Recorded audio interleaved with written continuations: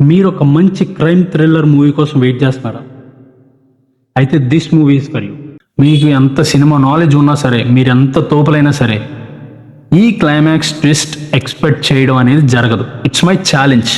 Hi movie lovers, today topic is about Thittam Irandu. ఇది ఒక Tamil movie. Sony లివ్లో అవైలబుల్గా ఉంది. You can watch it from there. It's a must watch film. టాలీవుడ్లో వచ్చిన బోల్డ్ మూవీస్లో బాగా వర్కౌట్ అయిన మూవీస్ అంటే అర్జున్ రెడ్డి, ఉప్పెన. తమిళ ఇండస్ట్రీలో వచ్చిన బోల్డ్ కంటెంట్ ఇది. వితౌట్ 18+ ఒక యూనిక్ బోల్డ్ కంటెంట్తో వచ్చిన movie. Coming to movie plot, childhood friend miss అయింది. మిస్సింగ్ కేసు మీద ఇన్వెస్టిగేషన్ జరుగుతూ ఉంటుంది మూవీ మొత్తం. డైరెక్ట్ స్టోరీలోకి వెళ్తారు.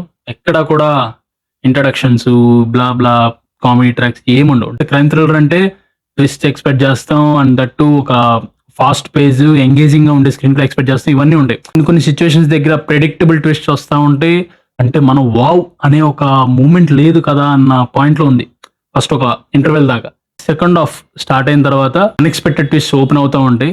క్రైమ్ థ్రిల్లింగ్ ఉండే మూవీస్ కి ఈ మూవీకి డిఫరెన్షియేట్ ఏంట్రా అంటే లాస్ట్ 40 minutes.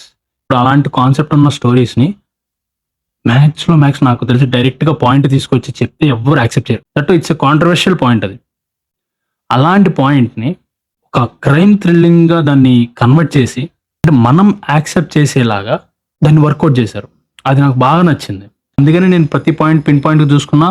సో దొరకవరా అనుకున్నా, క్లైమాక్స్ స్టేజ్ దగ్గర దొరికేసా భయ్యా. It's not a fictional story. ఇది ఆల్రెడీ అప్పుడున్న జనరేషన్లో మనం చూస్తున్న స్టోరీయే. సారీ, ఈ పాయింట్ని మనం ఇక్కడ టాలీవుడ్ ఫ్లేవర్లో అసలు ఎక్కడ చూడాల. అంటే క్లైమాక్స్ క్లోజ్ అవుద్ది కదా, చూద్దాం ఎలా క్లోజ్ చేస్తాను అనుకుంటే, here comes the creative mind. Climax close చేయకుండా ఆ సిచ్యువేషన్కి మీరు ఎలా రియాక్ట్ అవుతారు, అండ్ దట్టు ఆ క్యారెక్టర్ నేమ్ యూజ్ చేసుకొని తన వేలో తను ఉంటుంది అనే పాయింట్ బాగా చెప్పారు.